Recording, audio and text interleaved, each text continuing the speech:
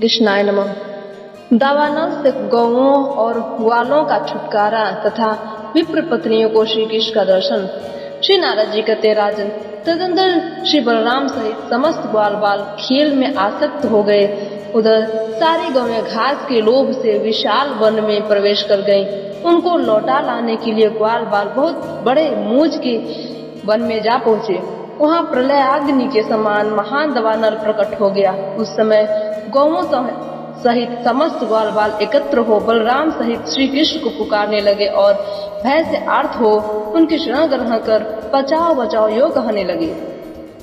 अपने सखाओं के ऊपर अग्नि का महान भय देखकर योगेश्वर श्री कृष्ण ने कहा, डरो मत, अपनी आंखें बंद कर लो। हे नरेश्वर, जब गोपों ने ऐसा कर लिया तब देवताओं के देखते देखते भगवान गोविंद देव उस भयानक अग्नि को पी गए। इस प्रकार उस महान अग्नि को पीकर ग्वालों और गौओं को साथ ले श्री हरि यमुना के उस पार अशोक वन में जा पहुंचे।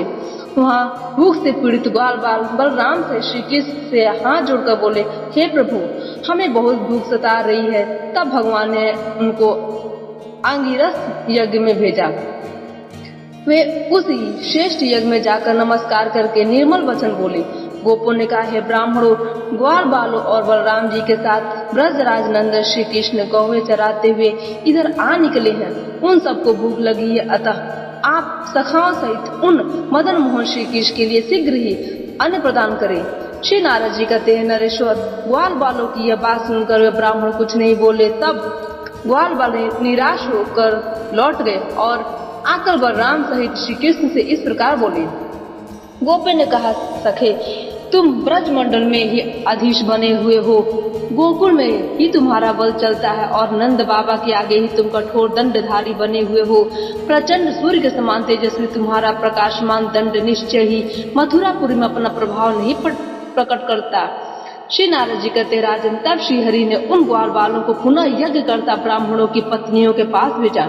तब वे पुनः यज्ञशाला में गए और उन ब्राह्मण पत्नियों को नमस्कार करके वे श्री कृष्ण के भेजे हुए ग्वाल बाल हाथ जोड़कर बोले। गोपों ने कहा, हे ब्राह्मणी देवियों, ग्वाल बालों और बलराम जी के साथ गाय चराते हुए श्री ब्रजराज नंदन कृष्ण इधर आ गए हैं। उन्हें भूख लगी है। सखाओं सहित उन मदन मोहन के लिए आप लोग शीघ्र ही अन्न प्रदान करें।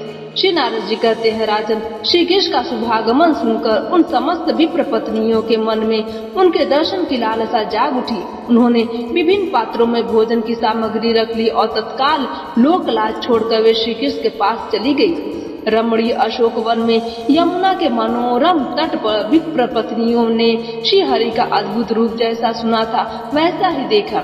दर्शन पाकर वे सब परमानंद में उसी प्रकार निमग्न हो गए जैसे योगी जन तुरीय ब्रह्म का साक्षात्कार करके आनंदित होते हैं। बोले, हे विप्र पत्नियों, तुम लोग धन्य हो जो मेरे दर्शन के लिए यहाँ तक चली आए। अब शीघ्र ही लौट जाओ।